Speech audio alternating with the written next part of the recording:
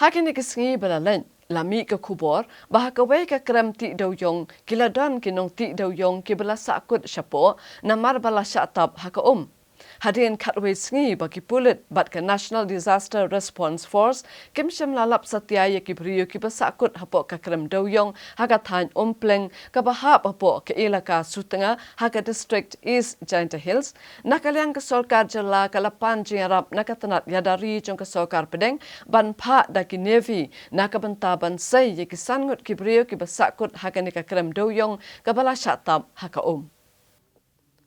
Kajing sakut jong kini kisan ngut kibrio hapok ke krem doyong kelajah kalai potrek ubna jemang bat kadau jong kini kajing slei hakapar kadina mar kajing betai kensan jong bom dynamite ke belak samlenti ko bantuat cekena ke krem. Ki pulit rengkat bat kakenhon State Disaster Response Force bat ka National Disaster Response Force kila sedang banwat ikini kibrio ke badang jak rengai. Henry Kim Shimlalap namar bagladon kajing hap uslap bat ko ru kala kiobha. Menteri Rangba Kejelau Konrad Kongkal Sangmau lihat tu bak sorkar kala persangkat bala baniok bansai kini ke besakut. Henry haduk menta kampat lap satyai kini ke belajak rengai bad ulong bak sorkar kan penkut ne pensange no ekjingwat ya kini gibriu. Lihat tu manakaliang jung lapha de kejing tho ke sorkar pedeng banpan jengerap bakan pha de kinongam jongka Navy banwat ke besakut hapok kini ke krem.